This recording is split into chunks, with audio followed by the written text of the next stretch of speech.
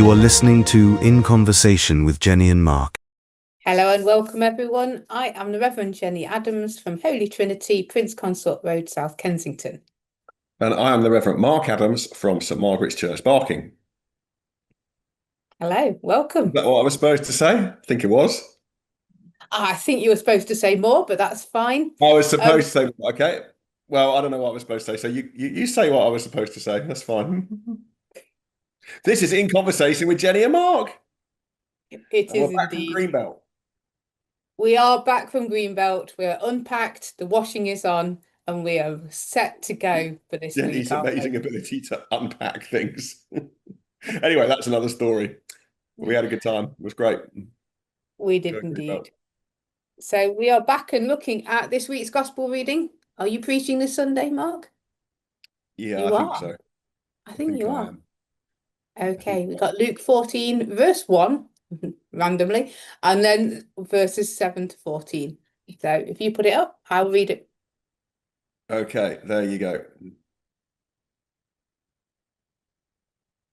Okay. On one occasion, when Jesus was going to the house of a leader of the Pharisees to eat a meal on the Sabbath, they were watching him closely. When he noticed how the guests chose the places of honor, he told them a parable. When you are invited by someone to a wedding banquet, do not sit down at the place of honor, in case someone more distinguished than you has been invited by your host. And the host who invited both of you may come and say to you, "Give this person your place." And then in disgrace you would start to take the lowest place. But when you are invited, go and sit down at the lowest place, so that when your host comes, he may say to you, "Friend, move up higher." Then you'll be honoured in the presence of all who sit at the table with you. For all who exalt themselves will be humbled, and those who humble themselves will be exalted. He said also to the one who had invited him, "When you give a luncheon or a dinner, do not invite your friends or your brothers or your relatives or rich neighbours, in case they may invite you in return and you would be repaid. But when you give a banquet, invite the poor, the crippled, the lame and the blind, and you'll be blessed, because they cannot repay you, for you will be repaid at the resurrection of the righteous." Okay. Okie dokie. Jesus and his seating plan. Maybe that's what we should call this. I mean, I've had a quick look at Debrett's. I know you read some commentaries, but I had a look at Debrett's of who should sit where. Because you are a vicar in South Kensington? Is that what's going on here? Barking. It is a minefield. We do get invited to things, and they just say take a seat, and you've got to choose the seat. So is this just Jesus's etiquette then? Jesus's guide to etiquette? No, but it is good. I do think it is relevant. I think there have been many times where I can relate this to just my normal everyday life. Okay. And as I say, I think it's a minefield. You turn up to something and people say, "Oh, take a seat," and you have got to choose a seat. And particularly as the vicar, you're always kind of just left to choose which seat goes first. That is true. What did you learn from Debrett that might be relevant to this? Well, generally people should have a seating plan. Oh, okay. So you need a seating plan, basically. I mean, mostly hosts will sit at the head of the table with their wife at the opposite end, and then the most important woman there would sit to the right of the male host, and the most important man there would sit to the right of the female host. And then it's up to you whether you seat couples together or opposite each other. That's fine. There's no kind of set in stone. But try not to sit friends together that have seen each other all the time. There you are, that's Debrett's. Is this at a dinner party or a wedding? Because this is a wedding. So that's at a dinner party. Okay. Weddings, you should have a seating plan, and there's a whole thing about sitting up on the dais, isn't there? So there is, yeah. So actually what we can see first of all is that this idea of where you sit at a wedding or a dinner party is still something which is very current today. Is that what you're saying? Yeah, and I'm sure when you grew up, when you were growing up in the olden days. In the olden days, when I was a wee lad. How did you sit at the dinner table? I can't really remember. Did you have special places? I think we Yeah, did. definitely. Yeah. Yeah, my dad would sit at the head of the table. My mum would sit the Yeah. opposite end. I had the stool because I was the youngest. Yeah, yeah, that's true. Yeah, there was some of that going on. Yeah.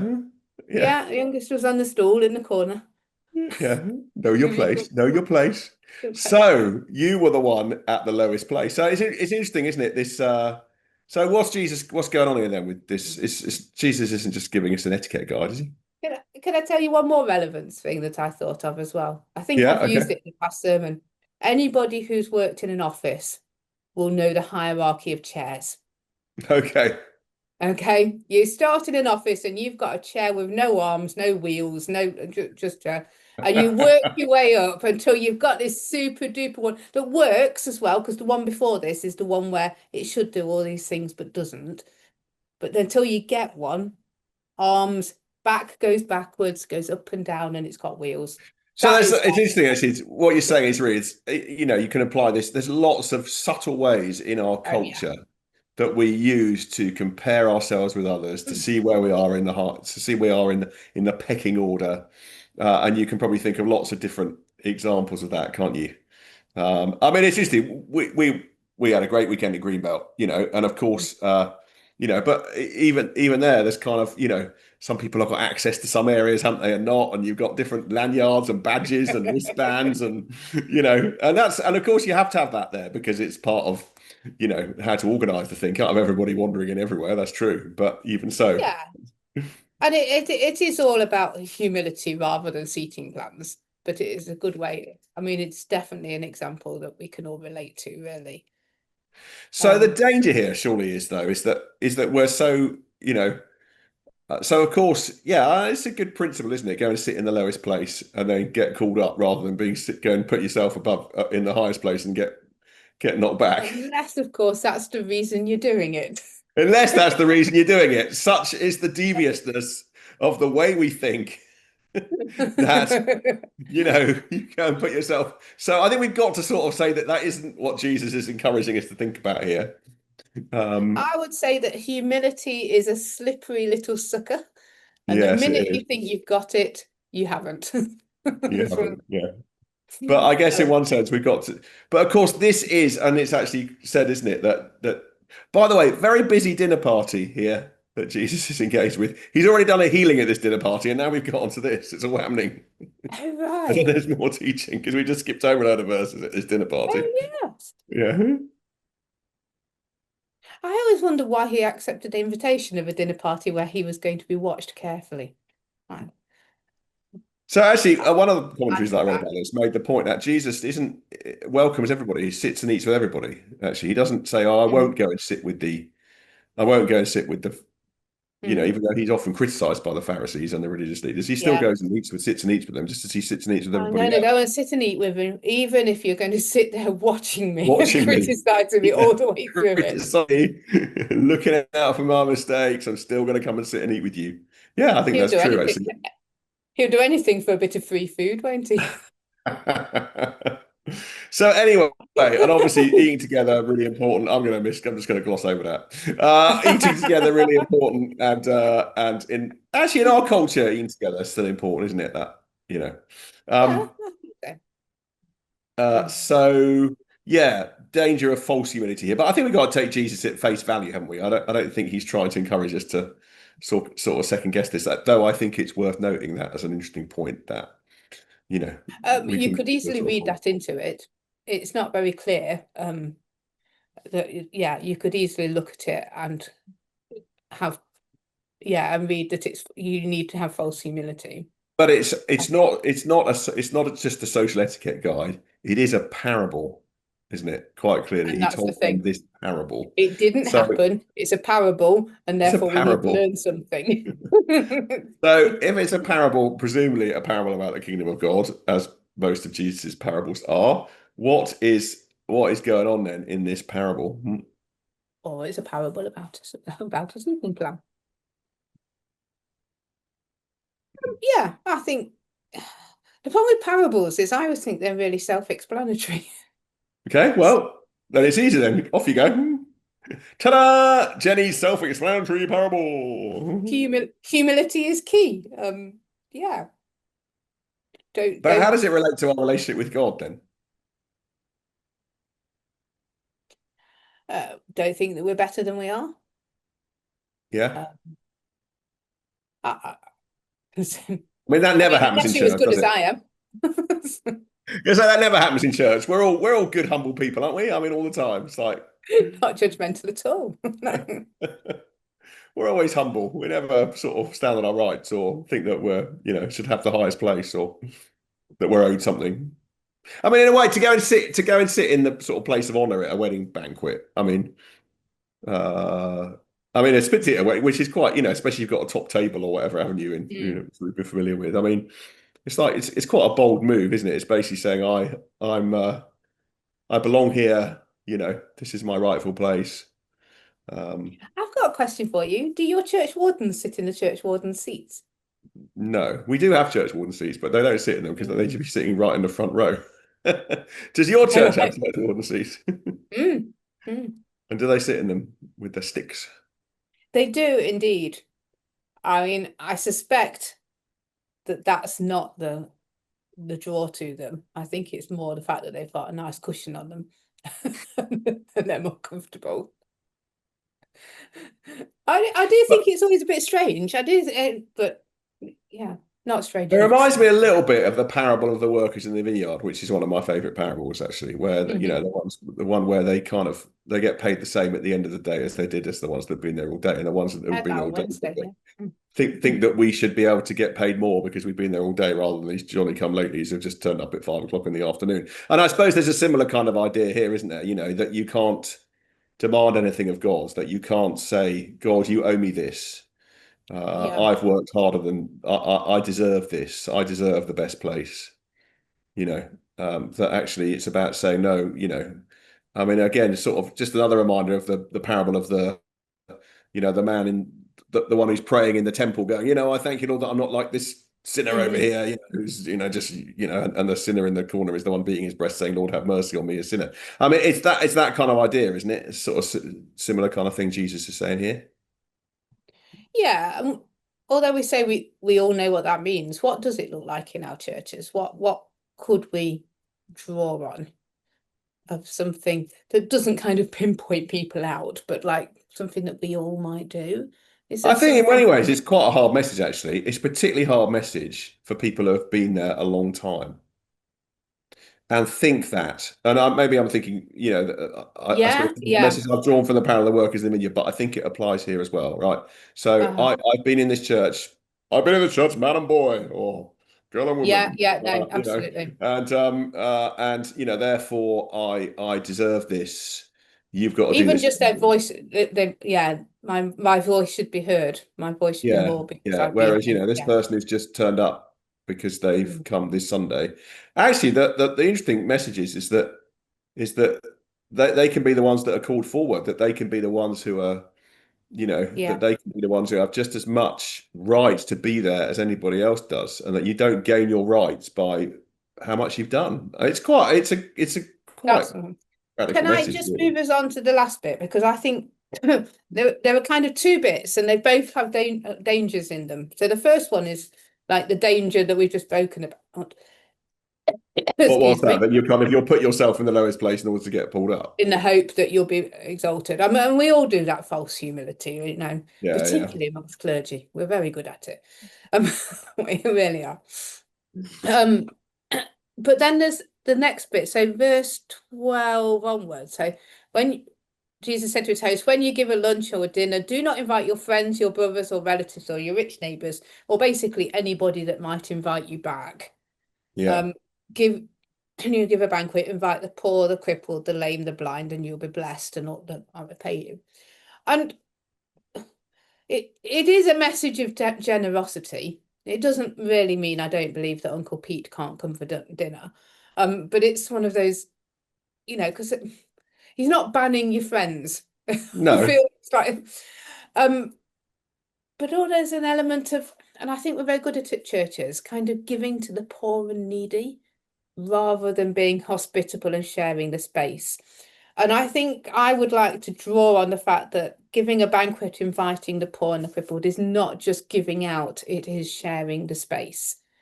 They're coming to your house. It That's is a right. relationship, and it is proper hospitality and not charity. Because I think if you just read it and don't think about it, it looks like charity rather than hospitality. Yeah, I think if you're, it's again, I'm not Mm. sure how often we live this out, or we don't really live it out. I guess actually a really practical challenge, isn't it? Where you invite people, who are not just I your don't friends. think we I don't think we live it out. Well, we don't live it out here, do we? If we're honest, we don't really do that. But I think we can live out the difference between hospitality and charity, and I do think it's important that we recognise So in a those nutshell, things. what do you think is the difference between hospitality and charity then? So Can you just sort of- charity has a place, but it is just giving to somebody, just giving. Whereas hospitality has an element of, well, it also has an element of danger, because it's a relationship. So I think this inviting people into the house, we don't often have this in our culture now, so it's not quite as obvious when you read it. But inviting someone into your house, there's a danger. There's a danger they might steal your stuff. You also have to make conversation. It's a relationship. It's not someone just coming and you giving them food and them going away again. No, it's more meeting. It is meeting someone as an equal, really, isn't it? Yeah, it's much more. And giving them dignity that, and not, but Mm. on the other hand, also not doing it for your own end. So you're not doing it just so they'll invite you Mm. back again. But whilst I'll discredit, we probably don't practically do this. I do think even as churches, we should know the difference between inviting people and seeing them as equals and just giving them stuff. As I say, there is a place for charity, but not always. We're very good at churches are always being charitable So and not. what practically would that look like, whether within a church context or maybe even in your home context? In a church context, maybe inviting them, if you've got church meals, inviting anybody who comes in or the other people. Mm, I mean, you could invite them out for coffee and actually, talk to them during the week.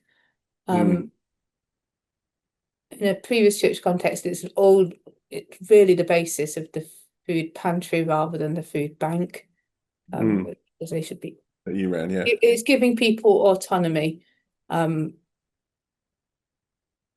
Yeah, I think just being careful of what we're inviting people to. And again, Jesus invites us, doesn't he? As we've Mm. been looking in previous passages, we've gone through Luke over the last few weeks to see the eternal perspective, Mm. to see beyond your present circumstances, and that in some way, what we do now will therefore echo in eternity, which is very hard to do because Yeah, I think it's a playing out, isn't it, of Jesus's relationship to us is a relationship and a hospitable invited into relationship. And we invite other people into relationship by being Jesus to them. I think it's an acting out of your faith. I don't want to completely rubbish charity. There's always a time to give no, somebody no, something. no, I know But there's always a place for that. I think that's but right. I think as church we're very good at But charity. again, even Not always charity, good you at can. hospitality. One of the interesting things about charity is that you can do it for your own ends. How much control do you want to have over the money that you give? I mean, just very briefly. I mean, Mm, obviously, I've been involved in Streetlight Trust, working, mm, supporting our partners, Canlungan in the Philippines. And one of the things that we've always wanted to do there is to say, okay, this money doesn't come with strings. It comes with accountability, right? So we want to know that we need mm, to know the money's being well spent because it's registered charity all that. But it doesn't come with the strings of saying you must spend it there, you must spend it here, because it's not. And I think that's for us isn't. I think for me that anyway. And I think for the Streetlight Trust, that's been an outworking of this principle. We're not looking to get, we do get huge mm, amounts. But we're not looking to get that. We're certainly not looking to control it. In the sense that we know best, there's a genuine relationship there, and I think that's right. That's part of being a relationship of equals. So I think actually that's another outworking of that yeah. principle. I mean, just as we draw to a close, just to wrap it up, I just sort of noticed what you said right at the beginning. So out of verse 1, why would he go to a meal where everyone's watching him closely? And yet there is a sense actually that Jesus is really watching us. And I wonder if that sort of ties it together in the sense that, going back to this thing about, you'll be rewarded, you'll be repaid at the resurrection of the righteous, that actually, they're watching Jesus, but actually Jesus is watching us, is thinking about, is wanting to know what we do with our lives, is concerned about it. And I think that sort of partly I'm getting from a really interesting book I'm reading about icons. But anyway, that's another story that I might have to develop another time. I'll just leave that sitting there. Okay. This idea of Jesus looking at us and searching us, actually, and what we do now does matter. I think might be an interesting way to sort of tie it all up. Again, it's almost relational. It's not just one way. Everything about that is, it's not always it's not one way. It's all hospitable. It's all relational. Yeah, and it's all relational, isn't it? Life is about relationships, really.